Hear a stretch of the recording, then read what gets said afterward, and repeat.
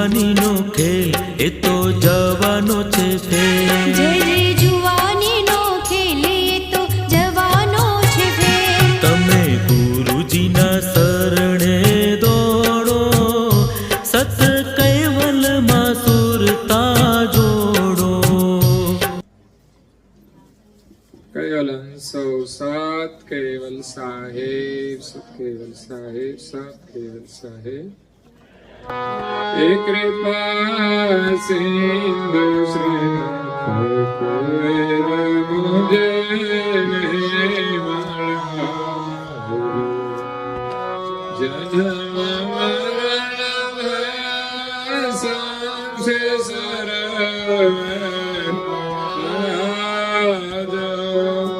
કૃપા સિંધુ શ્રીનાથ મુજે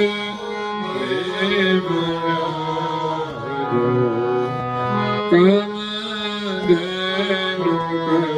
કલ્પતરુ ચિંતામણી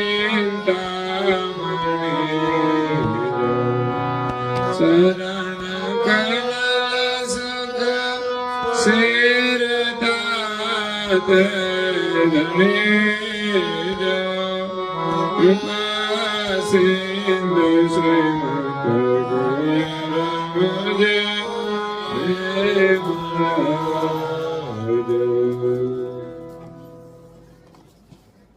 પ્રાય ભક્તજનો, જ્ઞાન સંપ્રદાયના અધ્યસ્થાપક, અનંત બ્રહ્માંડાધીશ વિશ્વ નિયંતા, સકર્તા સતકૈવલના પરમ વિશેષ અંશ, અનંત અંશોના તારણહાર, પરમ મોક્ષના દાતા, કૈવલ ધર્મ ધુરંધાર, મહાન સમર્થ, પરમ શ્રેષ્ઠ, પરમ વિભૂતિવાન, પરમ દયાળુ, પરમ કૃપા નિધિ, સર્વજ્ઞ દિવ્ય પરમ ગુરુ શ્રીમદ કરુણાસાગર મહારાજ શ્રીના પટ શિષ્ય દ્વિતીય આચાર્ય પૂજ્યપાદ શ્રી નારણદાસજી મહારાજ શ્રી સ્વરચિત પ્રાતઃકાલ ઉપાસના અંતર્ગત પરિક્રમાને વિશે દિવ્ય પરમ ગુરુની પરિક્રમા કરી અને એનો મહિમા સમજાવતા કહે છે કે કૃપા સિંધુ શ્રીમદ કુબેર મુજને મળ્યા છે. જે કૃપાના સિંધુ છે, આખી દુનિયા ઉપર એ કૃપા કરવા માટે આવ્યા છે. કૃપાના સાગર છે. આપણે એમની ભક્તિ કરી, ઉપાસના કરી, કેટલા પણ આશીર્વાદ પ્રાપ્ત કરીએ, પરંતુ એમની પાસે આશીર્વાદ ઓછા થતા નથી. સમુદ્રમાંથી ઉનાળાની અંદર કેટલું પાણી બાષ્પીભવન થાય છે, ત્યારે એવું જાણવા મળે છે કે ઉનાળામાં સમુદ્રમાં પાણી ઓછું થઈ જાય છે અને ચોમાસામાં કેટલો વરસાદ વરસે છે અને બધું જ પાણી સમુદ્રમાં જાય છે. તો ચોમાસાની અંદર સમુદ્રની અંદર પાણી વધી જાય છે કે છલકાઈ જાય છે, આવું જાણવા નથી મળતું. કુદરતના નિયમ અનુસાર પૂર્ણિમાના દિવસે ભરતી આવતી હોય છે, દરિયો છલકાતો હોય છે, છેક કાંઠા સુધી પાણી આવી જાય, અને અમાસ આવે ને ત્યારે ઓટ આવે એટલે પાણી છેક અંદર સુધી જતું રહે. આ કુદરતી પ્રક્રિયા થાય છે, પણ પાણીના લીધે ઓછું વધતું થતું નથી. એ તો કેટલો વરસાદ વરસે, ક્યાંય પાણી સમાય નહીં, નદીઓ બે કાંઠા સામી જતી હોય અને એટલું બધું પાણી સમુદ્રમાં જાય છે, તો પણ ત્યારે સમુદ્રનું પાણી વધતું નથી કે ઉનાળામાં કેટલું પાણી બાષ્પીભવન થાય છે પણ ઓછું થતું નથી. એમ કરુણાસાગર મહારાજ હંમેશા સમસ્થિતિમાં રહેવા વાળા છે. જગત ઉપર કેટલી પણ કરુણા કરે છતાંય એમાં ઓછી નથી થતી. એવા પરમ ગુરુ એ કૃપાના સિંધુ શ્રીમદ કુબેર એમનું નામ છે. એવા પરમ ગુરુ મને મળ્યા છે તો શું થયું? જન્મ મરણ ભય સંશય સર્વે ટળ્યા જો. આપણા જીવનનું મોટામાં મોટું દુઃખ એ જન્મવાનું ને મરવાનું છે. લાગે છે કઈ આપણને ચિંતા છે ખરી કે હવે એક દિવસ મરવાનું છે તો એની તૈયારી કંઈક તો કરીએ. આપણે તો વર્તમાન સુખની વ્યવસ્થા કરીએ છીએ. અગર તો દુઃખ આવે ત્યારે કામ લાગે એના માટે બધી વ્યવસ્થા કરીએ છીએ, જે ખબર પણ નથી આવશે કે નહીં, છતાંય આપણે એની ચિંતાઓ કરીએ છીએ. દુઃખ આવતા પહેલા જ આપણે ચિંતાથી વધારે દુઃખી થઈ જઈએ છીએ. જ્યારે મહાપુરુષો છે ને એ વર્તમાનની અંદર મસ્તીમાં રહેતા હતા, અને મસ્તીમાં રહે ને એવું એ જીવન જીવતા હતા. અને આપણે તો બધું હોય તોય ઉપાધિમાં જ જીવતા હોઈએ છીએ. લોકો રડતા જ હોય છે, અને દુઃખ આવે છે ને ત્યારે એ બધું હોવા છતાં એ દુઃખી તો થઈ જ જાય છે. જ્યારે મહાપુરુષો વર્તમાનની અંદર પ્રસન્નતાથી જીવતા હતા, એ દુઃખ આવે ને ત્યારે પણ પ્રસન્નતાથી જ એનો સામનો કરતા હોય છે. ત્યારે દુઃખ એની સામે ટકી શકતા નથી. એટલે મહાપુરુષોના જીવનમાંથી આપણે જીવન જીવવાની યુક્તિ મેળવવાની છે, અને એ છે ભગવત સ્મરણ, ભગવાનમાં વિશ્વાસ. જો ભગવાનમાં વિશ્વાસ હશે ને તો સદાય આપણે પ્રસન્ન રહીશું, અને મુશ્કેલી આવશે તો પણ ડરીશું નહીં. સદગુરુની કૃપા તો એવી છે કે જે આપણા જન્મ મરણના દુઃખને ટાળી દે, નષ્ટ કરી દે. અને મનુષ્ય જીવન એ આ જન્મ મરણના દુઃખને ટાળવા માટે મળ્યું છે. પરંતુ લોકો ટાળવાને બદલે એનું જન્મ મરણ વધારે છે. એવું એ ભોગ પ્રધાન જીવન જીવે છે કે અનેક પ્રકારની સંસારની વાસનાઓ લઈ અને અનેક જન્મ ધારણ કરે છે. વાસનાઓની પૂર્તિ માટે જીવને અનેક જન્મ લેવા પડે છે, અને વાસનાની પૂર્તિમાં એ આનંદ માને છે.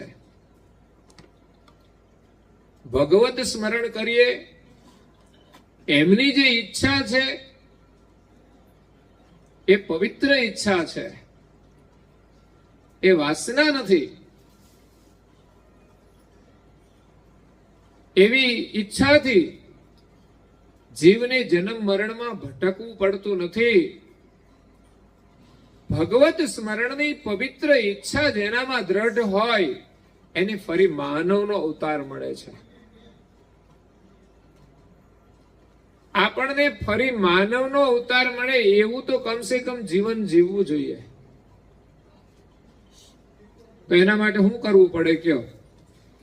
ફરી માનવનો અવતાર મળે એવું જીવન જીવવું હોય તો શું કરવું પડે? હું મસાલા ખાય છે ને મળશે?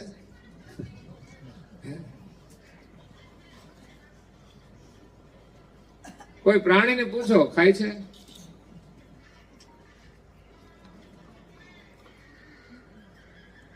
તો મને લાગે છે મોડા ઉઠે છે ને એને નહીં મળે. પ્રાણી પશુ પંખી જુઓ તમે, કોઈ મોડા ઉઠે છે? એના ટાઈમે ઉઠી જાય છે, કુદરતી જીવન જીવે છે. બધી જ રીતે આપણે કુદરતી જીવન જીવીએ ને તો ફરી માનવનું શરીર મળે. માનવનું શરીર મળ્યા પછી આપણે માનવતાનું જીવન જીવવાનું છે, માનવતાના કાર્યો કરવાના છે. આપણે આપણી ભારતીય સંસ્કૃતિ કેટલી મહાન છે, જે આપણને જીવન જીવતા શીખવાડે છે. આપણા ઘરની અંદર, પરિવારની અંદર માતા પિતાની સેવા થાય છે, વડીલોનો આદર થાય છે, કુટુંબીજનોને આપણે સહયોગ આપીએ છીએ. વસુધૈવ કુટુંબકમની ભાવના છે આપણી સંસ્કૃતિમાં. વિદેશોની અંદર સુખ અને સમૃદ્ધિ તો છે, પણ ત્યાં સંસ્કૃતિ નથી. મોટા મોટા રસ્તાઓ છે, મોટા મોટા મકાન છે, ગાડીઓ છે, બંગલા છે, પણ ત્યાં ભગવત સ્મરણની શાંતિ નથી. કદાચ થોડી શરીર સુખની શાંતિ મળી જાય, પણ છતાંય ઘરની અંદર સમસ્યાઓ હોય છે. માતા પિતા સાથે નથી રહેતા, શું તકલીફ છે? આટલી બધી વ્યવસ્થા છે, સગવડ છે, છતાં માતા પિતા કેમ સાથે નથી રહેતા?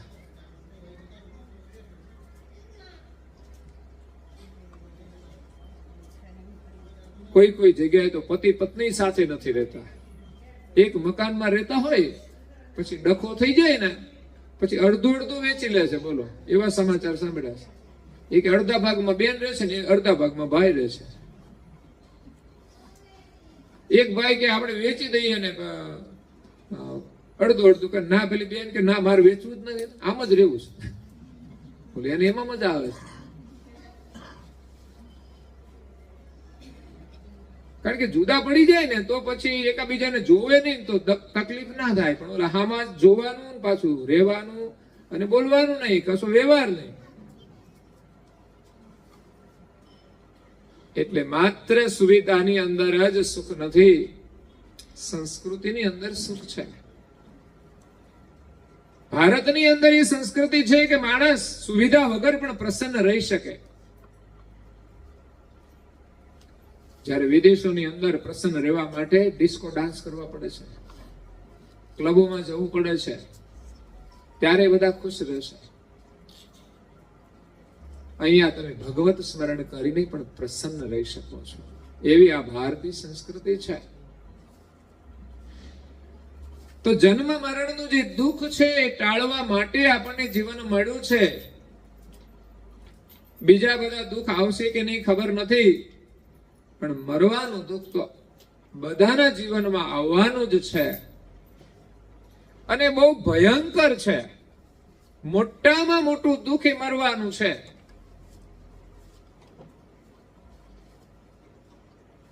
चौरासी के जन्म मरण में युगन युगन वही जाए. मनुष्य शरीर छूट्या પછી મનુષ્ય જો ભગવત સ્મરણ ન કરે, કે એના જીવનમાં કોઈ ગુરુ ના હોય, માત્ર પશુની જેમ જીવા હોય, અને ઘણા તો પશુથી પણ બદતર જીવે છે. પશુ તો કઈ કુદરતી જીવન જીવે છે, છતાં એ પશુ જ કહેવાય. ખાય પીવે હરે ફરે, એ કઈ મહત્વનું નથી. એ પશુનું જ જેવું જીવન છે.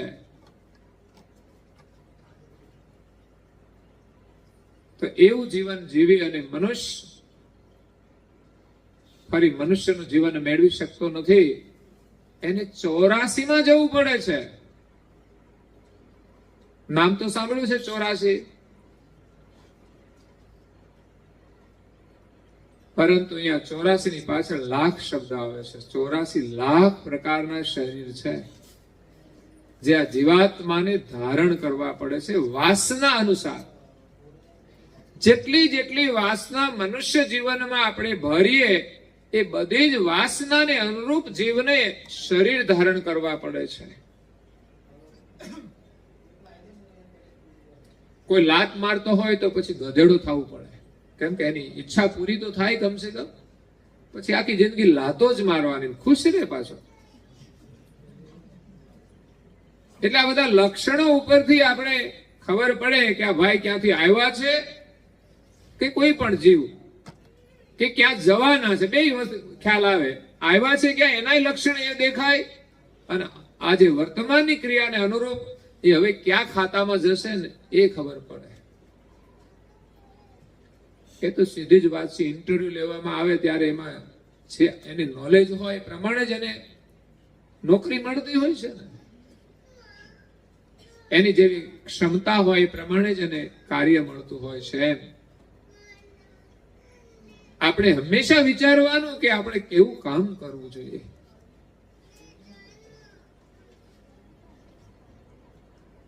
તો 84 લાખ પ્રકારના શરીરો ધારણ કરવાનું ને 84 લાખ વખત જન્મવાનું ને મરવાનું. તો મરવાનું દુઃખ કેવું ભયંકર હોય છે. જે મૃત્યુ પામે ને એને જોઈએ ને તો એ દુઃખના દર્શન થાય આપણને. મનુષ્યનું જ નહીં, પ્રાણી, પશુ, પંખી બધા જ મરે છે. મરતી વખતે કેટલાય તરફડિયા મારતા હોય છે. ડિસ્કવરી જોઈએ ને આપણે તો એમાં એ જંગલના પ્રાણીઓ એકાબીજાનો સંહાર કરતા હોય. એ હરણની પાછળ સિંહ પડ્યો હોય કે સિંહ બચવા માટે, હરણ બચવા માટે કેટલો પ્રયાસ કરે છે. આમથી આમ ને આમથી આમ સિંહથી બચવા પ્રયાસ કરે છે, કારણ કે એની પાછળ મોત આવે છે. છેવટે કદાચ હરણ થાકી જાય અને સિંહ એને ઝપટમાં લઈ લે, પછી એની કેવી દુર્દશા થાય એનો અનુભવ તો એ હરણને જ થાય. આપણે તો જોઈએ છે. એવી જ સ્થિતિ મનુષ્ય જીવનમાં પણ છે. મૃત્યુ કોઈ પણ રીતે આવે. અનેક લોકો અનેક રીતે લોકોને પણ મારતા હોય છે, અને કુદરતી રીતે આવે એમાં પણ આપણે દુઃખી થવું પડતું હોય છે. આ તો કોઈ મહાન પુરુષ હોય જેમણે મન બુદ્ધિને વશ કર્યા હોય, પ્રાણને સિદ્ધ કર્યો હોય, ભગવાનમાં જેનું મન લાગી ગયું હોય, એવા મહાપુરુષોને આ શરીર છોડવામાં બહુ તકલીફ પડતી નથી. એ સિવાય તો જેટલા પણ જીવ છે ને બધાને આ શરીર છોડવામાં બહુ જ દુઃખ થાય છે. શરીર સહજ રીતે છૂટતું નથી. અરે સંસારની બહારની ચીજો પણ આપણાથી છૂટતી નથી. તો જે શરીરમાં તો આપણી વાસના છે, એમાં તો આપણે રહેવું છે. ઉંમર થઈ જાય તો પણ સંસારના ભોગવવાની ઈચ્છાઓ હોય છે. 70-75 થઈ જાય, માથાના વાળ ધોળા થઈ જાય, પછી હું કામ કાળા કરતા હશે? વિચાર કરો. એને હજુ જવાન જ દેખાવું છે. આ છે બધી વાસનાઓ. ઘણા ભાઈઓને ના કરવા હોય, પણ બહેનો કે તમે કાળા વાળ કરો તો હારા લાગો મારી જોડે. ઘણા બહેનો જ કરાવે કાળા વાળ. એવું નહીં કે ભાઈઓ જ કરતા હોય.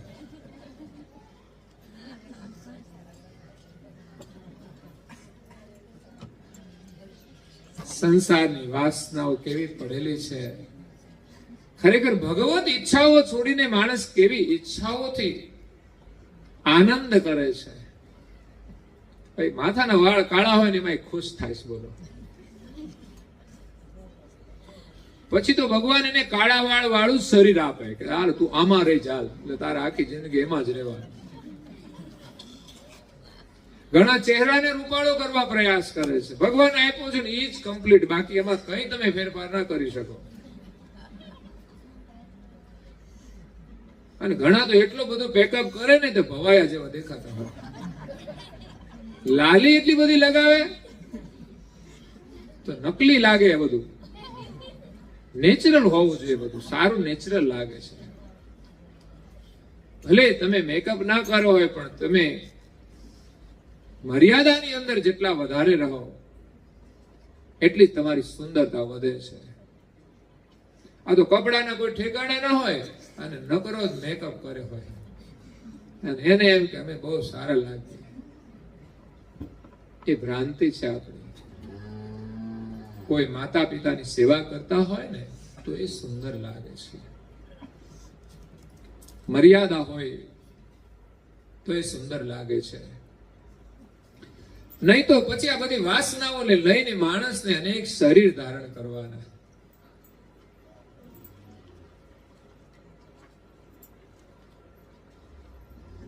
શરીરની સુંદરતા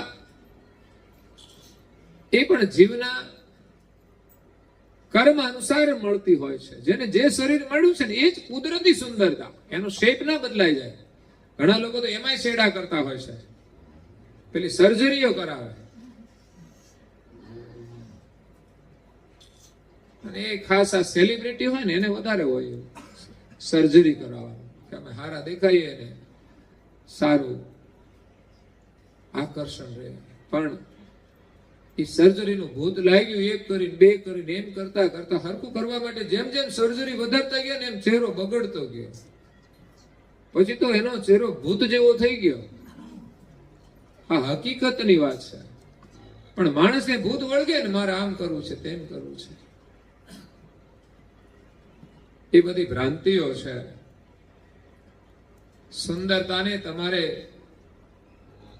ક્યાંય કરાવવા ના જવી પડે, પણ તમારા ચહેરા પર થોડી સ્માઇલ આવી જાય ને ચહેરો સુંદર દેખાશે. બાકી તમે ગમે તેટલો ખર્ચો કર્યો હોય, તમારા ચહેરા પર હાસ્ય ના હોય ને તો ફોટોગ્રાફર કહે છે આમ તમે હસો, જરા હસો, ત્યારે તમારો ફોટો સારો આવે. તો જન્મ મરણ ભય સંશે સર્વે ટળ્યા. જો કરુણાસાગર મહારાજનું શરણ મળ્યું અને નારણદાસજી મહારાજ શ્રી કહે છે કે આ સંસારનું જન્મ મરણનું જે દુઃખ છે ટળી ગયું. પછી તો બીજા કોઈ દુઃખ રહ્યા જ નહીં. અને આપણે તો આ જન્મ માટે થોડી વ્યવસ્થા કરીએ, એમાં જિંદગી પૂરી કરી દઈએ અને ફરી જન્મ લેવાનું. ત્યાં શું મળવાનું? કઈ જ નહીં. ભજન તો કર્યું નથી, એના માટે તો ટાઈમ નથી. સમય હતો એ બધો વાતો કરવામાં ગુમાવી દીધો, હરવા ફરવામાં ગુમાવી દીધો, મનોરંજનમાં ગુમાવી દીધો.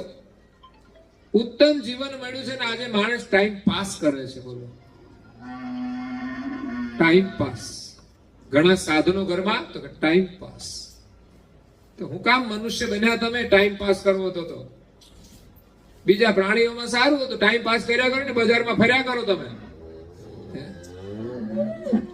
ગમે ત્યાં બેસીને કોઈ કશું ના કે તમને, કારણ કે એનું કોઈ કર્તવ્ય નથી. જ્યારે મનુષ્યનું જીવન તો ઉત્તમ કાર્ય કરવા માટે મળ્યું છે. અનેક મહાપુરુષે ઉત્તમ કાર્યો કર્યા છે અને જીવનને સફળ કર્યું છે. પછી ભલે આપણે ગામડામાં જન્મ્યા હોઈએ, ભલે આપણે અભણ હોઈએ, એનું કોઈ મૂલ્ય નથી. પણ મનુષ્યનું શરીર મળ્યું છે એ જ એનું મૂલ્ય છે. આપણે એવું માનીએ કે આપણે કદાચ ધનવાન હોઈએ તો એનું મૂલ્ય થાય, શહેરમાં જન્મ્યા હોઈએ તો એનું મૂલ્ય થાય, એવું નથી. મૂલ્ય કરનારા તો બધી જગ્યાએ હોય છે. મનુષ્યનું જીવન મળ્યું છે એ જ આપણું સૌભાગ્ય છે. પછી એક બીજું દુઃખ છે ભય. સંસારમાં ડગલે ને પગલે ભય છે. જે મળ્યું છે ને છૂટી ના જાય એનો ભય. અત્યારે વિશ્વાસ ક્યાંય નથી રહ્યો. પેલા તો દાંપત્ય જીવનમાં કેટલો વિશ્વાસ હતો, આજીવન સંબંધો રહેતા હતા. અને અત્યારે રોજ એક સમાચાર સાંભળવા મળે કે આજે આમ થયું તેમ થયું. અમને દુઃખ થાય કે કેટલી ખુશી સાથે એમણે આ લગ્ન કર્યા હોય અને ફરી એના સમાચાર મળે કે એ તો છૂટું કરી દીધું છે. અત્યારે લગ્ન જોડવામાં તકલીફ છે એના કરતા છોડવામાં વધારે તકલીફ છે. બોલો, કારણ કે એનું મેટર લાંબુ ચાલે.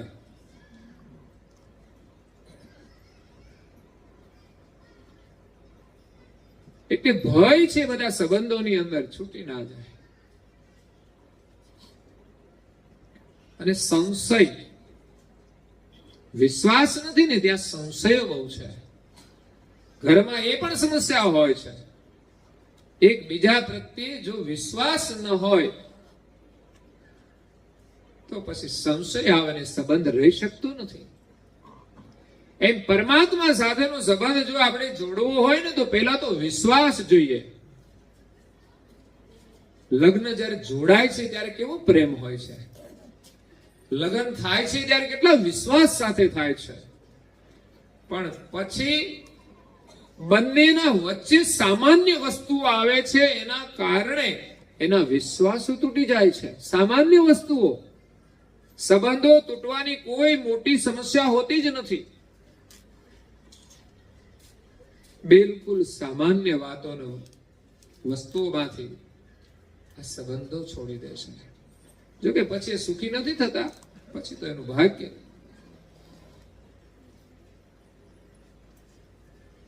તો સંશય જ્યાં સુધી મનમાં હોય ને ત્યાં સુધી સત્યની પ્રાપ્તિ થતી નથી. સત્યની અંદર કોઈ સંશય નથી હોતો. પરમેશ્વર સાથેનો આપણો સંબંધ સત્ય છે, પણ આપણે એને ઓળખવાનો છે, આપણે એને જોડવાનો છે અને આપણે એને પામવાના છે. એને પામ્યા સિવાય સંસારમાં જે કઈ સંબંધો જોડાશે બધા છૂટી જવાના અને એનાથી આપણને સુખ મળવાનું નથી. થોડા સમય માટે થોડો આનંદ કરીને છૂટી જઈએ વસ્તુ અલગ છે, પણ વાસ્તવિક સુખની પ્રાપ્તિ તો જેના આપણે અંશ છીએ, જેણે આપણને બનાવ્યા છે અને જે આ જગત ચલાવી રહ્યા છે એવા માલિકને ઓળખીને એને પામીશું નહીં ને ત્યાં સુધી ન તો આ જન્મ મરણ ટળશે, ન તો ભય ટળશે, ન તો કોઈ સંશય દૂર થશે. કરુણાસાગર મહારાજનું જ્ઞાન એટલું અદ્ભુત છે કે જે શ્રવણ કર્યા પછી, સમજ્યા પછી આપણા મનના બધા સંશયો દૂર થઈ જાય.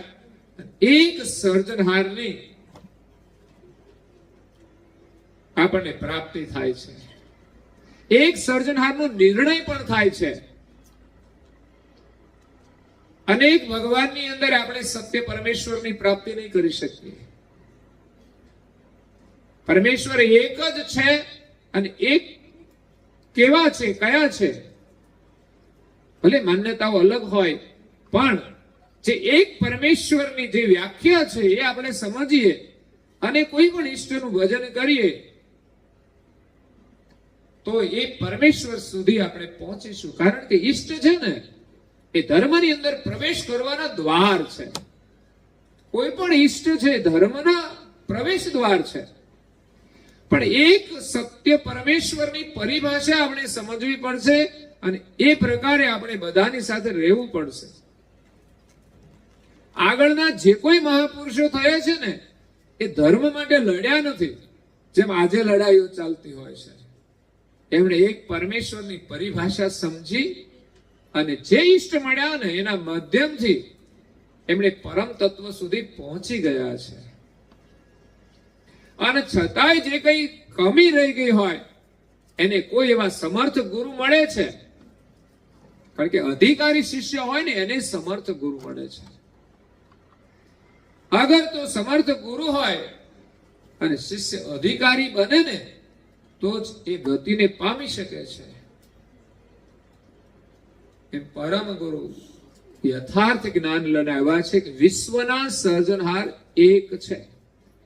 જો એમાં બે મત હશે તો મનમાં સંશય થશે. જેમ સામાજિક જીવનની અંદર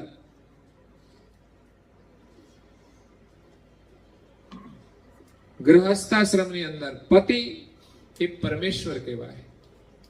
અને પતિ કેટલા હોય છે? આમ તો આપણી સંસ્કૃતિ અનુસાર એક હોય છે. હા, કોઈ પ્રસંગોમાં કોઈ અપવાદ રૂપે કોઈને હોય એ વ્યાપક ના કહેવાય, એ સમાજની પરંપરા ના કહેવાય. કોઈ એમ કે મહાભારતમાં દ્રૌપદીને 5 પતિ હતા તો બધા એમ કરશે તો શું થશે? એક ના સાચવી શકે અને 5 સાચવી શકે? એનામાં તો એક કદાચ લાયકાત હતી 5 ને સાચવવાની, અને એ પણ એક કર્તવ્ય ધર્મથી એ જોડાણ થયું હતું. વાસ્તવિક રીતે તો એમની કોઈ 5 પતિની ચાહના નહોતી, પણ એના પૂર્વજન્મનું કોઈ કર્મ અને વર્તમાન પરિસ્થિતિને લઈને એમણે ધર્મને સ્વીકાર્યો. અત્યારે એક પતિનું ધર્મ ના સ્વીકારે, મતલબ પતિ એક હોય છે એમ વિશ્વના સર્જનહાર એક છે. કદાચ પતિની અંદર કોઈ વિવાદ હોઈ શકે કે 2 છે કે 3 છે, પણ પિતાની અંદર તો કોઈ વિવાદ નથી ને. પિતા તો 2 ના હોઈ શકે ને. પછી તો 2 ઘરમાં 2 પિતા માનવામાં આવે, વસ્તુ અલગ છે પાછી. પણ હકીકત રીતે તો જે બાળકનું સંતાન, જે બાળક જેનું સંતાન છે, વાસ્તવિક પિતા એના એ જ કહેવાય. પછી એનું મૃત્યુ થયું હોય અને કોઈ વડે બીજા એમની માતૃશ્રીએ લગ્ન કર્યા હોય તો બીજા પિતા તરીકે એનો સ્વીકાર કરે, એ પાલક પિતા કહેવાય. એમ વિશ્વના સર્જનહાર એક છે એવું યથાર્થ જ્ઞાન દ્વારા કરુણાસાગર મહારાજ શ્રીએ પ્રમાણિત કર્યું છે. આ શરીરની અંદર રહેનાર આત્મા કેટલા હશે? આ શરીરમાં એક છે કે અનેક છે? તો એ તો માનીએ છે કે આપણે એક જ છે. એમ આ બ્રહ્માંડનો નાયક છે ને એક જ છે. તો એવા પરમ ગુરુ મળ્યા અને નારણદાસજી મહારાજ કે છે, મારું જન્મ મરણનો ભય અને મારા બધા જ સંશયો ટળી ગયા. એક પરમેશ્વરની ઓળખ થઈ અને એની એમણે પ્રાપ્તિ કરી લીધી. એવા દિવ્ય પરમ ગુરુ આ જગતની અંદર જગતના જીવોને સહાય કરવા માટે આવ્યા છે. આપણે ભક્તિ કરવી છે, પણ આપણી જાતે નહીં કરી શકીએ. કોઈ આપણને મદદ કરનારું હશે તો જ કરી શકીશું. આપણે એક ભજન ગાવા હોય ને તો કોઈ ગાતા હોય ને એના સહયોગથી આપણે ગાતા શીખીએ છીએ. એક બીજા દ્વારા સહયોગ દ્વારા આ ભક્તિ કરવાની છે. કારણ કે કોઈ ડૂબતો માણસ હોય ને એને બહાર નીકળવું હોય ને તો પોતાની જાતે ના નીકળી શકે, પણ એનાથી જે કોઈ બહાર હોય એને મદદ કરે તો ચોક્કસ એ બહાર નીકળી શકે છે. દરેક ક્રિયામાં એવું હોય છે કે જે ક્રિયા આપણને આવડતી નથી એ આપણે જેની પાસે આવડે છે એની પાસેથી આપણે શીખીએ છીએ. એમ અહીંયા દિવ્ય પરમ ગુરુ જગતના જીવોને અને વિશેષ કરીને સજ્જનોને સહાય કરવા માટે આવ્યા છે. કારણ કે દુર્જનો તો એના શરણમાં આવવાના નથી અને એની સહાય લેવાના પણ નથી. જ્યારે સજ્જનો એ ચાહના કરે છે કે અમને આ સંસારમાંથી કોઈ બહાર કાઢે, અમને આ દુઃખોમાંથી કોઈ છોડાવે. કરુણાસાગર મહારાજ શ્રી બાલ સ્વરૂપે અહીંયા પ્રગટ થયા જંબુદ્વીપમાં. આપણો જંબુદ્વીપ છે. એવા બીજા 6 દ્વીપ છે. જંબુદ્વીપ સાથે 7 દ્વીપ છે આ પૃથ્વી ઉપર, જેનું વર્ણન પુરાણોમાં પણ છે. એમ કરુણાસાગર મહારાજ શ્રીએ પણ કર્યું છે. પુરાણોમાં એના નામ લખ્યા છે. જ્યારે કરુણાસાગર મહારાજ શ્રીએ તો 7 દ્વીપોમાં પ્રગટ થઈ અને એનો ઇતિહાસ લખી નાખ્યો છે. કહેવાનો આશય મારો એ છે કે અહીંયા બાલ સ્વરૂપે હેતબાઈ માતાને મળ્યા. તો શા માટે મળ્યા? તો એ જ હેતબાઈ માતા અને એમના પતિ બંને આગલા જન્મની અંદર તપ કર્યું હતું. આ જન્મમાં નહોતું કર્યું. આ જન્મમાં એને ખબર પણ નહોતી અને અચાનક આ તો પ્રસંગ બન્યો કે એમનું બાળક એ તળાવના કિનારે મૂકીને પાણી પીવા માટે ગયા અને પાછળથી નાહેર નામનું પ્રાણી એમનું બાળક લઈ ગયું અને માતા બાળકને શોધે છે અને કલ્પાંત કરે છે, ત્યારે એ જ જંગલ જેવા વિસ્તારમાં એક વૃક્ષના નીચે દિવ્ય પરમ ગુરુ કરુણાસાગર બાલ સ્વરૂપે પ્રગટ થઈ અને દર્શન આપે છે. પછી માતાની સાથે વાર્તાલાપ પણ કરે છે કે હે ધર્મની માતા, તું મને તારા ઘરે લઈ જા, તું મારી પાલક માતા છે, જન્મદાતા નથી. હું તો જીવોનું કલ્યાણ કરવા માટે 6 દીપ ઓળંગીને આ 7મા દીપમાં આવ્યો છું અને તને મળ્યો છું. હેતબાઈ માતા ખુશ થઈ જાય છે. એમનું એક બાળક લઈ ગયું, એનું દુઃખ હતું ને તો ક્યાંય જતું રહ્યું, અને એનાથી અનેક ગણી ખુશી એના જીવનમાં આવી ગઈ. અને હેતબાઈ માતા બાલ સ્વરૂપ પરમ ગુરુને કહે છે કે હે પ્રભુ, આપના જેવા દિવ્ય પુરુષ મને મળ્યા એ મારું અહોભાગ્ય છે. પછી આપણને દીક્ષાના રૂપમાં મળે ને તોય અહોભાગ્ય છે, ભક્તિના રૂપમાં મળે તોય અહોભાગ્ય છે, અને અહીંયા જે કોઈ દર્શન કરે ને દર્શનના રૂપમાં મળે ને એ આપણું અહોભાગ્ય છે. એક વાર દ્રષ્ટિ પડવી ને એ આપણું સદભાગ્ય કહેવાય. એટલે આપણા ઘરમાં એના પવિત્ર ફોટાઓ રાખીએ કે જેથી આપણી દ્રષ્ટિ જેટલી વાર પડે ને એટલી પવિત્ર ઉર્જા આપણને મળે છે, પવિત્ર સંસ્કાર મળે છે, પવિત્ર વિચાર મળે છે.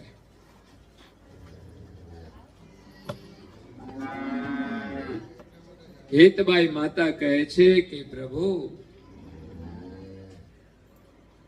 મારું બાળક તો નહેર લઈ ગયું, એવા તો એક નહીં અનેક બાળક આપી દઈએ ને તોય આપના જેવા પુરુષ ના મળે. જીવનમાં અનેક જન્મ ધારણ કરીએ ને તોય પરમ ગુરુનું દર્શન થવું દુર્લભ છે. એ મળી જાય તો આપણું સૌભાગ્ય છે.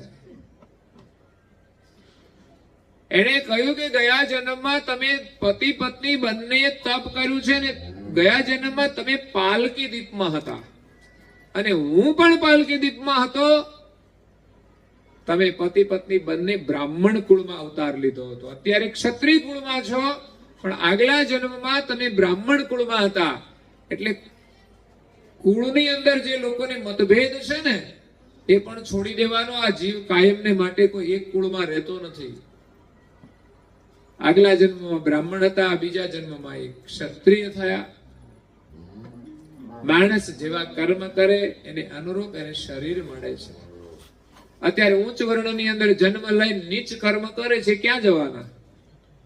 એને ફરી ઉચ્ચ વર્ણ નહીં મળે. કારણ કે ઉચ્ચ વર્ણનું જે ગૌરવ હતું ને એને છોડી દીધું છે, અને હલકા કામ કરે છે એને ફરી એ કર્મ અનુસાર વર્ણની અંદર શરીર ધારણ કરવું પડશે. એટલું જ નહીં, એના કર્મનું ફળ પણ ભોગવવું પડશે. એટલે આગલા જન્મમાં તમે પતિ પત્ની બ્રાહ્મણ કુળમાં હતા. તમારું નામ સુમંતા હતું, પતિનું નામ હરદેવ હતું. તમારા બંનેના લગ્ન થયા અને યુવાનીની અંદર જ તમે શરીર સુખનો ત્યાગ કરી યોગ તજી ભોગ શોક ધરત નહીં મનમે. મનમાં સહેજ પણ શોક ધારણ કર્યા સિવાય તમે યોગ કર્યો. અને યોગ ક્યારે થાય? તજી ભોગ. માણસ જ્યારે ભોગનો ત્યાગ કરશે ને ત્યારે યોગ થશે. આપણે તો ભોગ બધા છૂટી જાય છે તો દુઃખ થાય છે. છોડવા હોય તો એ મુશ્કેલ છે, છૂટી જાય તો સારું કહેવાય. ગમે ત્યારે છોડવાના જ છે. એવા સંસારના કોઈ પણ ભોગ આપણને ન મળે તોય દુઃખ નહીં, અને મળેલા ભોગ છૂટી જાય તો ચિંતા નહીં. એને તો છોડાવવા માટે ભગવાનને પ્રાર્થના કરવી પડે.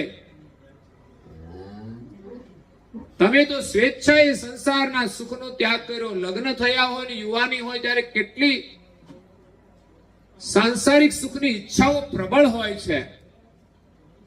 એની જગ્યાએ નવ દંપતી બંને ઘરનો ત્યાગ કરી અને વનમાં જઈને સાધના કરે છે. ગુંજારન નામના વનમાં જઈને તમે તપ કર્યું, ત્યાં વૃક્ષોના આશ્રય નીચે રહ્યા. સહેલું કામ નથી, પણ મનોબળ હોય ને તો થઈ શકે છે. બીજું, વૃક્ષોના ફળ ખાઈને તમે શરીરનો નિર્વાહ કર્યો. સંસારનું કોઈ મોહ નહોતો, માત્ર ને માત્ર બસ એક ભગવત સ્મરણ કરતા હતા. અને દિવ્ય પરમ ગુરુ એ જ દીપમાં પ્રગટ થયા હતા. એમનું નામ હતું ભવ ભીડ ભંજન સાહેબ. ભવની ભીડને ભંજન કરનારા સ્વામી પરમ ગુરુ સર્વજ્ઞ ગતિએ આ બંને નવદંપતિને ભક્તિ કરતા જાણીને એક દિવસ શહેરમાંથી જીવોનું કલ્યાણ કરીને વિચરણ કરવા માટે એ ગુંજારન વનમાં જાય છે. ત્યાં બ્રાહ્મણ દંપતિ હરદેવ અને સુમંતા તપ કરે છે, ભગવત સ્મરણ કરે છે, ધ્યાન કરે છે, પ્રાર્થના કરે છે. જ્યારે દિવ્ય પરમ ગુરુ એ જંગલની અંદર આવે છે, બંને દંપતિ એમને જોઈને ઊભા થઈ જાય છે, એમનો આદર કરે છે, એનું સન્માન કરે છે, એમને આસન આપે છે, એમને જળ આપે છે, પ્રસાદીમાં એને ફળ આપે છે. અને વિનમ્રતાથી બંને જણ પ્રાર્થના કરે છે. એમની સેવાથી દિવ્ય પરમ ગુરુ પ્રસન્ન થાય છે. કારણ કે એમને કોઈ સંસાર સુખની ચાહના હતી નહીં કે સેવા કરીને કંઈ માગે. માત્ર ને માત્ર તો પ્રભુ સ્મરણ કરતા હતા. નિષ્કામ ભાવથી એમણે પરમ ગુરુની સેવા કરી. એમની વિનમ્રતા જોઈને પરમ ગુરુ પ્રસન્ન થયા. નવ દંપતિને કહે છે કે માગો, તમારે શું જોઈએ છે? કઈ આશાએ તમે આ જંગલમાં આવીને સાધના કરો છો? માણસ કોઈ વ્રત રાખે ને તો કોઈ ઈચ્છા હોય કે મને આ લાભ મળે. મારી બહેનો તો બધા બહુ વ્રત કરતા હોય છે, અમારા ભાઈઓને કોઈ વ્રત જ નહીં. અને મોટા ભાગના વ્રતો ભાઈઓ માટેના જ હોય છે. હો, ભાઈઓ સીધા હાલે ને એટલા માટે.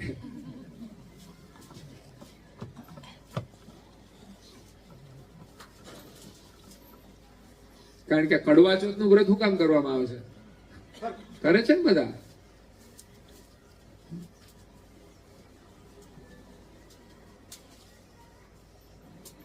કડવા ચોથ ના દિવસે પેલી ચાયણી હોય એમાંથી ચાંદાને જોવાનો, ચાંદાને જોયા પછી આ બીજા ચાંદાને જોવાનો, એનો ચહેરો જોવાનો કે એનો ચહેરો ચાંદા જેવો ચમકે, એમ ઉતરી ગયેલી કઢી જેવો હોય ને.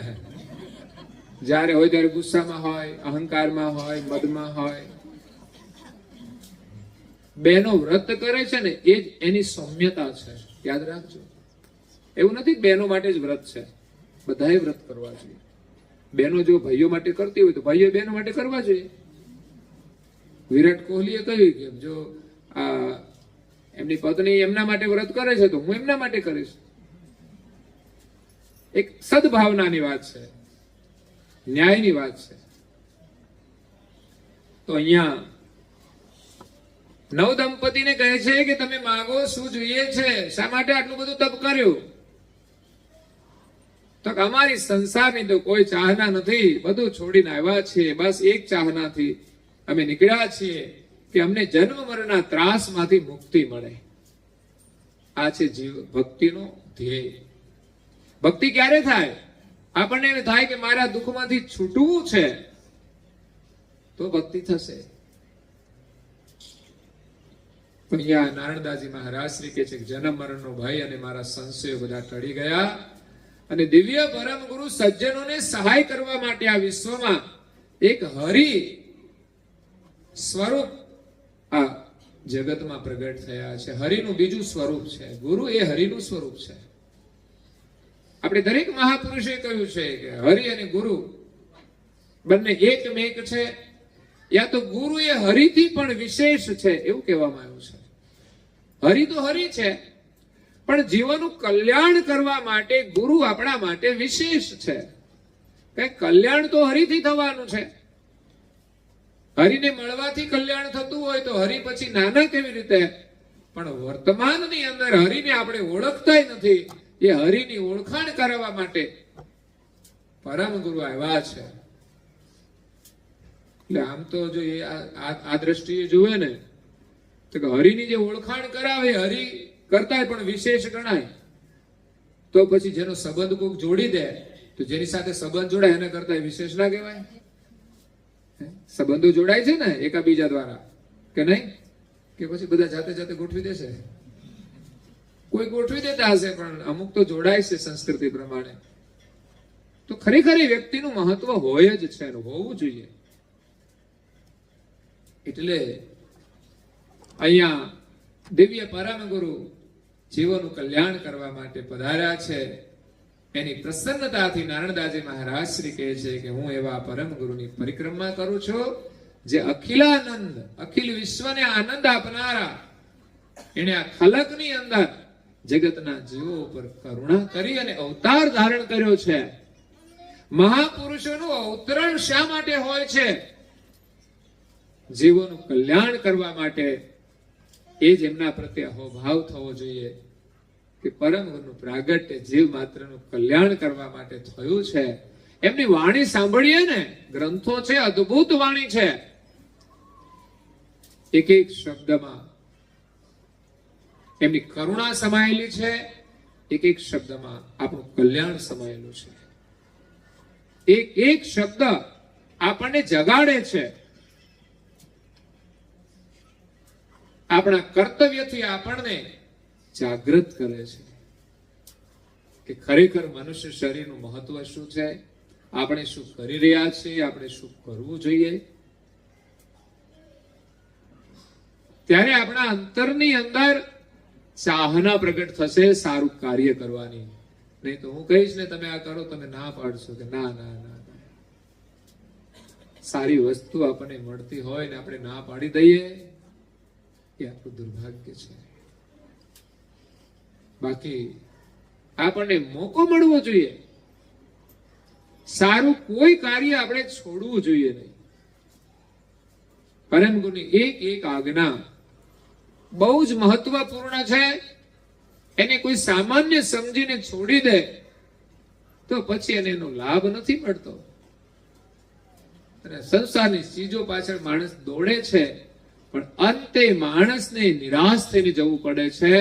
દુનિયાની કોઈ ચીજ અંતકાળે કામ નહીં લાગે. સિકંદર પાસે કેટલો બધો ખજાનો હતો, પણ મર્યો ને ત્યારે એને કોઈ કામ ન લાગ્યા. ત્યારે એને ભાન થઈ ગયું કે હું તો આ આખા વિશ્વનો ચક્રવર્તી બનવા માટે નીકળ્યો છું, પણ અત્યારે તો મારાથી કંઈ થઈ શકે તેમ નથી. બધું હોવા છતાં હવે બધું છોડીને જવાનો છું. સત્તા ન કામ લાગી, ન સંપત્તિ કામ લાગી, ન શસ્ત્રો કામ લાગ્યા, અને આ શરીર છોડીને ચાલ્યો ગયો. એનું જે અભિમાન હતું ને બધું ઉતરી ગયું. એમ દુનિયામાં ઘણા લોકો એવા થયા છે, કોઈનું અભિમાન રહ્યું નથી. એટલે કોઈ નશ્વર વસ્તુનું અભિમાન કરવું પણ ના જોઈએ. ગમે તે મળી જાય ને, થોડા સમય માટે જ મળ્યું છે, કાલે છૂટી જશે. શરીર હોય, સંપત્તિ હોય, સત્તા હોય, જે કંઈ મળ્યું હોય એનું ક્યારેય અભિમાન ન કરવું. બસ એનું ગૌરવ રાખી અને ઉત્તમ પ્રકારે જીવન જીવી જવું. અગર તો જે કંઈ મળ્યું છે એનો આનંદ લેવો, અને એમાંથી કોઈને મદદરૂપ થઈ શકાય ને તો થવું. એ જ આપણા માટે મહત્વનું છે. નારણદાસજી મહારાજની ચોપાઈ એમ કહે છે, કામધેનુ કલ્પતરુ ચિંતામણી જો ચરણ કમલ સુખ શિરતા તે ધણી જો કૃપા સિંધુ શ્રીમદ કુહેર બોજ ને મળ્યા. કોઈ પણ સાધન વગર એક એક શબ્દ આપણા મનને પ્રસન્ન કરે છે, ચિંતા મુક્ત કરી દે છે અને પ્રસન્નતાથી ભરી દે છે. કારણ કે પરમ ગુરુનું જ્ઞાન, એનું સ્વરૂપ, એનું શરણ એ કેવું છે તો કે કામધેનુ સમાન છે. કામધેનુનું નામ સાંભળ્યું છે ને? ધેનુ એટલે ગાય. પણ કામધેનુ એ દૈવી ગાય હતી કે એમના પાસે જઈને જે કામના કરો ને પૂરી થતી હતી. આવી કામધેનુ ગાય એમ કહેવાય છે વશિષ્ઠ મુનિ પાસે હતી. અને એકવાર વિશ્વામિત્ર કઈ મોટું લશ્કર લઈને નીકળેલા અને એમણે વશિષ્ઠને ત્યાં વિશ્રામ કર્યો. હવે વશિષ્ઠની ઝૂંપડી હતી, કઈ વ્યવસ્થા તો હતી નહીં, માત્ર એક કામધેનુ હતી.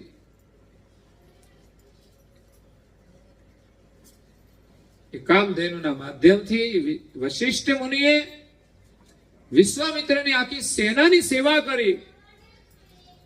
ત્યારે વિશ્વામિત્રને એમ થયું કે આની પાસે કશું છે નહીં આશ્રમમાં, આટલી બધી વ્યવસ્થા કરી દીધી, પણ ખબર પડી કે એમની પાસે તો કામધેનુ ગાય છે. એમણે તો સીધી માંગણી જ કરી લીધી કે આ મને આપી દો. પણ અમૂલ્ય કોઈ ચીજ અધિકાર વગર મળતી નથી. વશિષ્ઠ મુનિ એમની ના પાડે છે, ત્યારે એની સાથે યુદ્ધ પણ કરે છે. એટલે કામધેનુ ગાય એની કથા છે, પણ આપણે કલ્પના કરીએ કે એવી કોઈ ગાય હોય કે જે આપણી કલ્પના હોય, કામના હોય એ પૂર્ણ કરે, એને કામધેનુ કહેવાય. પણ અહીંયા તો ઉપમા ગુરુની સાથે આપવામાં આવી છે. પરમ ગુરુ એ કામધેનુ સમાન છે. એમના શરણમાં કોઈ પણ જાય એની કામના અવશ્ય પૂરી થશે, અને એના શરણમાં જાય એની કામના હંમેશા ઉત્તમ જ હોય. કોઈનું ખરાબ કરવાની ભાવના ના હોય. ત્યાં તો કોઈ ખરાબ કરવાની ભાવના લઈને જાય ને એની ભાવના બદલાઈ જાય અને એને પશ્ચાતાપ થાય. તેવું પરમ ગુરુનું શરણ એ કામધેનુ સમાન છે. સંસારમાં આપણી ઘણી કામનાઓ હોય છે, ઈચ્છાઓ હોય છે, તો શું બધી જ પૂરી થાય એમાં જ સુખ હોય છે? ના, ખરેખર તો આપણને જે મળે છે ને, જે આપણા ભાગ્ય અને પુરુષાર્થ અનુસાર જે પૂરી થાય ને એમાં જ મજા છે. તમે મહેનત ન કરો ને એમને બી બધું તમને મળી જાય ને તો ઉપાધિ થઈ જાય. તમે એને ભોગવી ના શકો. તમે મહેનત કરી, પ્રમાણિકતાથી પુરુષાર્થ કરીને મેળવો ને એમાં તમને આનંદ આવશે. એટલે દુનિયાની બધી ઈચ્છાઓ પૂરી થઈ જાય એમાં સુખ નથી. કોઈ ઈચ્છાઓ આપણને સુખી પણ કરી શકે ને એની એ જ કોઈ ઈચ્છાઓ આપણને દુખી પણ કરી દે છે. આખરે સંસાર સુખની ઈચ્છાઓ હોય છે, અને એને ભોગવવામાં જ્યાં આપણે વિવેક ન હોય ને તો એ જ ઈચ્છાઓ આપણે દુખી કરી દે છે. બસ જરૂર છે વિવેકની. ભગવાન પાસે માગો તો વિવેક માગો. ભગવાનની પાસે માગો નો તો પ્રેમ માગો, કોઈ વસ્તુ નહીં. તમારી પાસે પ્રેમ હશે ને તો આખી દુનિયા તમારી છે. આપણને વસ્તુ મળી જાય એના કરતાય કોઈનો પ્રેમ મળે ને એમાં આનંદ છે. પ્રેમની અંદર ત્યાગ હોય છે. પ્રેમ ક્યારે મળે? સામેની વ્યક્તિ એમની કોઈ વસ્તુ તમને આપી દે ને તો તમને એમના પ્રત્યે પ્રેમ થાય છે. પછી ભલે ગુલાબનું ફૂલ હોય,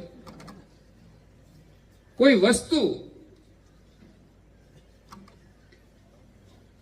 ઘણી વખત અહોભાવ જાગે ને ત્યારે લોકો એકબીજાની પ્રિય વસ્તુ આપી દેતા હોય છે.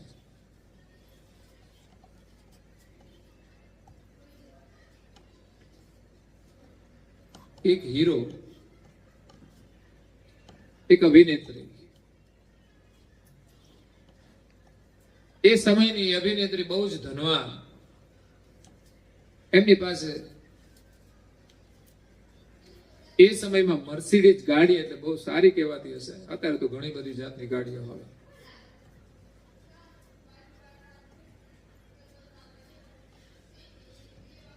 ત્યારે હીરાની પાસે ગાડી નહોતી એટલી બધી, એની ચાહના છે કે મારે પણ આવી ગાડી લેવી છે.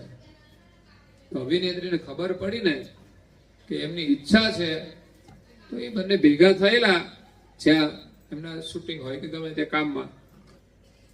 તો એ પોતાની ગાડી મૂકતી ગઈ અને પેલા હીરો પાસે જે કઈ સાદી ગાડી હશે એ લઈને જતી રહી અને પેલી આપતી ગઈ. કહેવાનો મતલબ કે પ્રિય વસ્તુ બીજાને ક્યારે માણસ આપે અને આપે તો એના પ્રત્યે કેટલો પ્રેમ જાગે. સંસારમાં પરમાત્માનો પ્રેમ પામવા માટે આ દુનિયાની બધી જ વસ્તુઓ એને અર્પણ કરી દેવાની છે. કોઈ વસ્તુ ના જોઈએ આપણે, ત્યારે આપણને પરમાત્માનો પ્રેમ મળશે. અને પરમાત્માના પ્રેમની આગળ આ દુનિયાની કોઈ વસ્તુનું મહત્વ નથી. એટલો બધો આનંદ મળી જાય ને, આપણે વસ્તુ શું આપશે? આનંદ જ આપશે. પણ વસ્તુ તો આનંદ આપે ને ના પણ આપે, મેં કહ્યું ને. પણ પરમાત્મા તો હંમેશા આનંદ જ આપશે. એમ પતિ અને પત્ની એકબીજા માટે વસ્તુ અર્પણ કરી દે ને તો એકબીજાને આનંદ મળશે.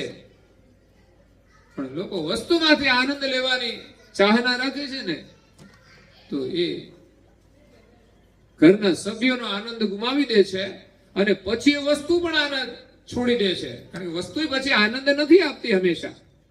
જે વસ્તુ માટે કે જે સંપત્તિ માટે લોકો સંબંધ બગાડે ને, એ સંબંધો તૂટી જાય છે, પણ એ સંપત્તિ બીજા સમયમાં ચાલી જાય છે ત્યારે દુઃખી થાય છે. એટલે માણસે સમજવું પડે, મૂલ્ય કરવું પડે કે આ સંપત્તિ તો ભાઈ કાયમ નથી હોતી અને સંબંધો તો કુદરતના નિયમ અનુસાર જોડાયેલા છે. આ જીવન સુધી એને સાચવવા જોઈએ, કોઈ પણ ભોગે સાચવવા જોઈએ. જીવનમાં ઇતિહાસ સાંભળીએ ને તો ખબર પડે કે લોકોએ કેવી રીતે સંબંધો સાચવા છે. તો ગુરુ એ કામધેનુ છે, કલ્પતરુ છે. કલ્પતરુ એના જેવું જ છે. અહીંયા એક વૃક્ષ ની ઉપમા આપી છે, પેલી ગાયની ઉપમા આપી છે. કલ્પતરુ જે કલ્પના કરો તે આપે, પેલી કામના કરો તે આપે, બે એક જ છે.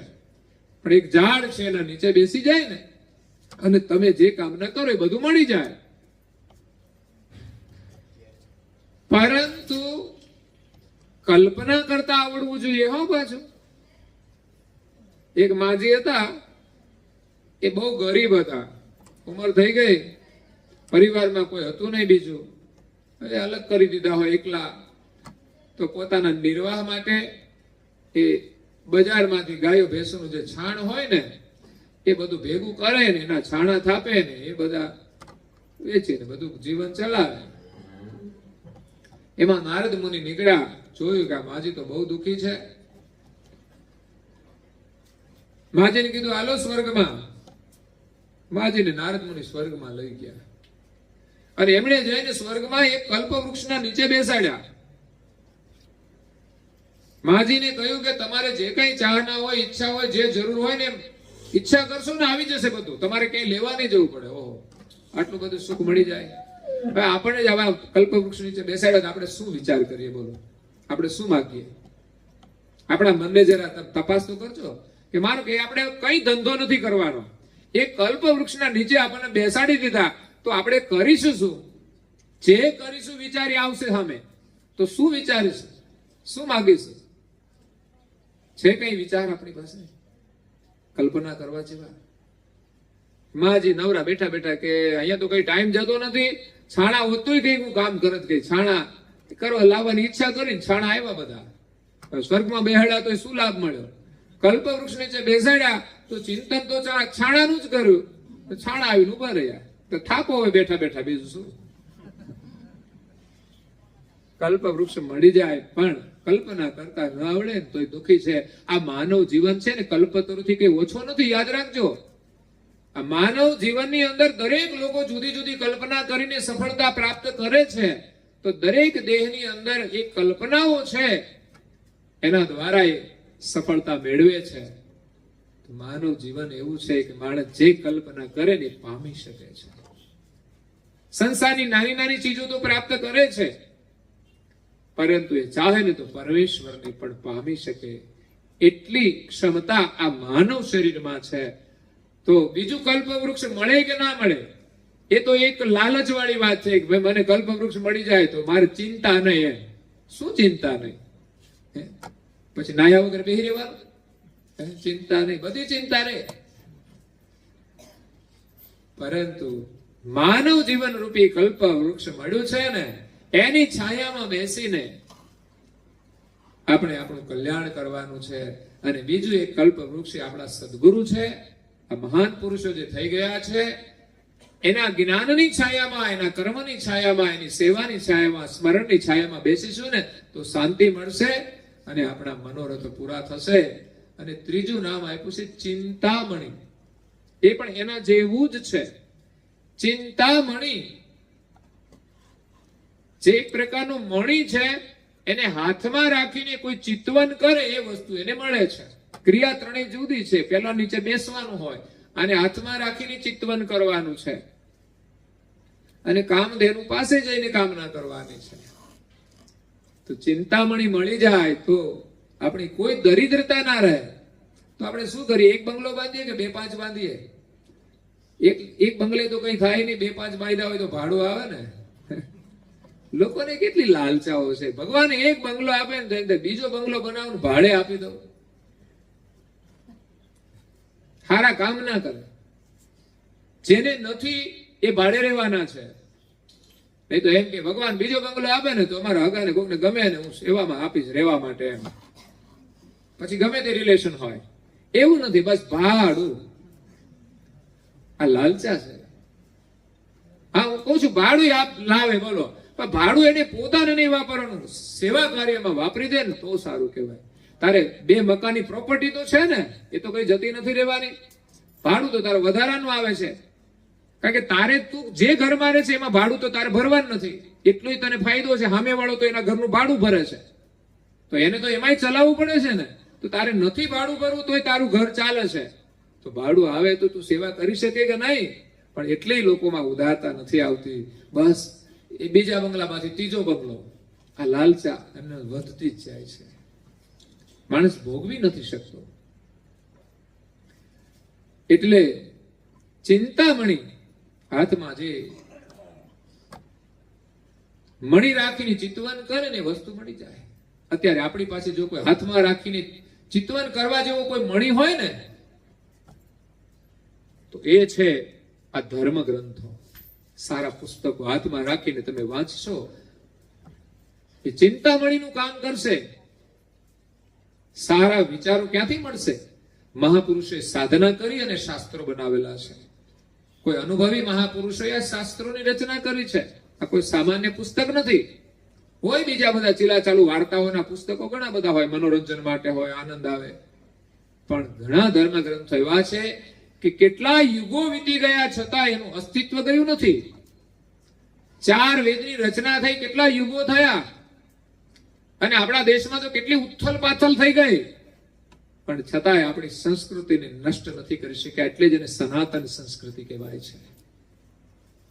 એ તો આક્રાંતાઓ આવ્યા ને મંદિર તોડવામાં બાકી નથી રાખ્યું, પણ સનાતન સંસ્કૃતિ પાછી જીવિત થઈ જાય છે અને આક્રાંતાઓ નો નાશ થઈ જાય છે. એટલે પરમ ગુરુ એ ચિંતામણી સમાન છે.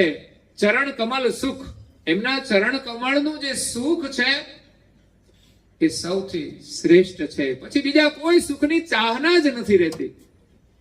અને એનો નિયમ જ છે કે એક નાની વસ્તુ કરતા આપણે સારી વસ્તુ મળે તો આપણે પેલી વસ્તુ છોડી દઈએ છીએ. જૂની ગાડી છોડી નવી ગાડી લાવીએ છીએ. એમ આપણને શ્રેષ્ઠ સુખ મળી જાય ને તો સંસારના બધા સામાન્ય સુખો છે ને છૂટી જાય છે. એની ચાહના નથી રહેતી. આપણા ઘરની અંદર માતા પિતા છે ને એવી છત્રછાયા છે કે એના સાનિધ્યમાં જાઓ તમને આનંદ મળે, શાંતિ મળે, પ્રસન્નતા મળે. જો બાળપણમાં મળતી હતી તો મોટા થયા પછી કેમ ના મળે? પણ આપણો પ્રેમ ના હોય ને તો ના મળે. બાકી બાલ્યાવસ્થામાં જે પ્રેમ હતો એ જ પ્રેમ જો યુવાનીમાં હોય ને તો એ યુવાન દીકરાને આનંદ કરવા માટે ક્યાંય ભટકવું ના પડે. એ મહેનત કરીને ઘરે આવે ને માતા પિતાના દર્શન કરીને ખુશ થઈ જાય. આ સંસ્કૃતિ આપણે ભૂલી જઈએ છીએ તો દુઃખી છીએ. સુખ તો આપણા ઘરમાં છે, આપણા જીવનમાં છે. એની સેવાથી આપણને પ્રસન્નતા મળે. જો શ્રવણને મળી હોય તો આપણને કેમ ના મળે? પણ લોકો એમ માને પત્ની સુખ આપે, માતા પિતા ના આપે. બાળપણમાં આપ્યું એ મોટા થયા પછી ના આપે. પણ એ ભેદ છે ને એ કોઈ અલગ પ્રકારનો છે. દરેક સંબંધો છે મહત્વના, પત્નીનો સંબંધ એ મહત્વનો છે. એમાં ઘરની અંદર કોઈ ભેદભાવ જ ના આવવા જોઈએ.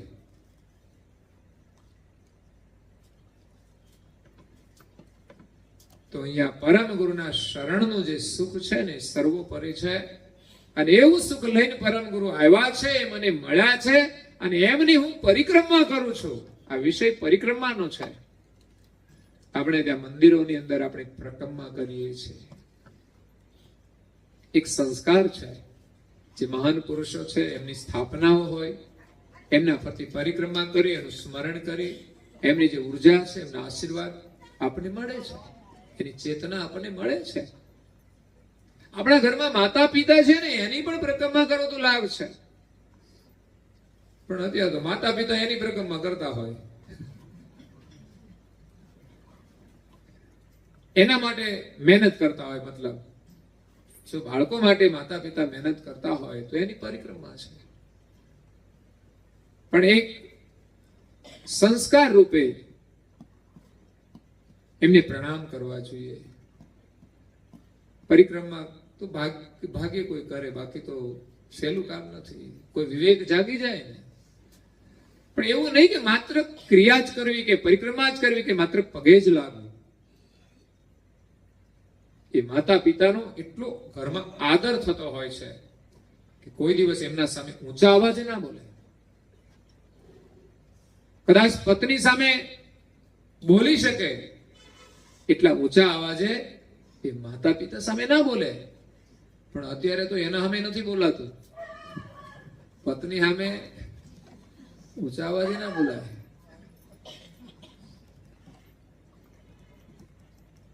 એટલે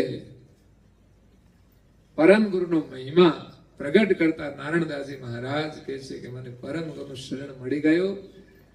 આ સંસારના બધા જ પ્રકારના સુખોમાં શ્રેષ્ઠ સુખ એમના ચરણમાંથી મને મળી ગયું છે. હવે મને સંસારના કોઈ સુખની ચાહના નથી. અને એ સત્ય સુખ છે. સંસારના બધા સુખ છે એ નશ્વર સુખ છે, મળ્યા છે થોડા સમય માટે, વ્યવસ્થાના રૂપમાં છે, નથી એમ પણ ના કહેવાય, પરંતુ એ ટકવા વાળા નથી. ઉંમર થશે પછી બધી વસ્તુઓ કામ નથી લાગતી. આ શરીરનો કોઈ ભરોસો નથી, ક્યારે છૂટી જશે. એનું ચિંતન કરી, એની ચિંતા કરી અને ચિંતન કરવું જોઈએ. તો હવારે થોડું વધારે ચિંતન કરીશું આગળની ચોપાઈઓના માધ્યમ દ્વારા. આજે થોડી આવવામાં દેર થઈ ગઈ એટલે થોડો વિક્ષેપ થયો છે. છતાં મને થોડું દુઃખ થાય છે. થોડા સવારના અમે નીકળ્યા હતા કાર્યક્રમોનું ક્રમ ગોઠવીને, એટલે થોડો ફરક પડ્યો. પણ છતાંય અહીંયા આપણી વ્યવસ્થા સચવાઈ ગઈ છે, મહત્વનું છે. પહેલા મોડું તો આપણા જીવનમાં થતું રહે છે, પણ છતાંય આપણે આપણું કાર્ય પૂર્ણ કરીએ એ સફળતા છે. સદગદાત્મા મનુભાઈ એની પાવન સ્મૃતિમાં માતૃશ્રીનું શું નામ છે? જશોદાબેન ગંગા સ્વરૂપ, એમના દીકરાઓ ગોવિંદભાઈ અને રાજુભાઈ સપરિવારની હાર્દિક ભાવનાથી આજની શ્રદ્ધાંજલિ રૂપે આપણને આ સત્સંગનો પ્રસાદ મળ્યો છે. ખરેખર આપણે ભાગ્યશાળી છીએ. આપણને સૌને એક આશીર્વાદ પ્રાપ્ત થયા છે એવું હું મહેસૂસ કરું છું અને તમને જણાવું છું. વિશેષ આશીર્વાદનો લાભ આપણે આવતીકાલે સવારે લઈશું. સવારે 8 વાગે ઉપાસના થશે અને ત્યારબાદ 9, 9:15, 9:30 કથા સત્સંગ થશે અને સમય અનુસાર સમાપન થશે. તો પરિવારના તમામ સભ્યો સવારે 8 વાગે નાહી ધોઈને તૈયાર થઈને બધા જ આવી જાય. એ પૂજન થશે, આરતી થશે અને પછી જેને કામકાજ હોય જઈ શકે છે. અને ત્યાર પછી સત્સંગનો લાભ મળશે. તો અહીંના સત્સંગને અત્યારે આપણે અહીંયા વિરામ આપીએ છીએ. અસ્તુ સત કેવલ સાહેબ. આ બાજુ આપો, બધા બેઠા છે અમારા, બધા બોલશે મારા પરથી છે ને બધાને હિંમત કરવાની છે.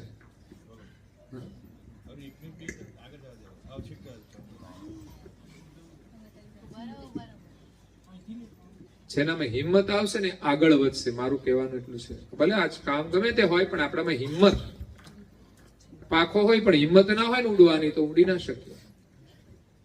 બોલાવો. આદ્ય સત સ્વરાજ ગણેશ કૈલાસ કરતા કી જય. શ્રી કૃષ્ણ સ્વામી મહારાજ કી જય. પરમ ગુરુ શ્રીમદ કરુણા સાગર મહારાજ કી જય. પુણ્ય શ્રી નારદ દાસજી મહારાજ કી જય. શ્રી સબ કરુણેશ્વર કુવેરાચાર્ય મહારાજ કી જય. શ્રી સબ સંત કી જય. શ્રી સબ દેવન કી જય. શ્રી જ્ઞાન સંપ્રદાય કી જય. શ્રી ગુરુ ગાદી સરસાપુરી કી જય. શ્રી कैवल धाम की कथा सत्संग पूर्णावती का साथ केवल साहेब.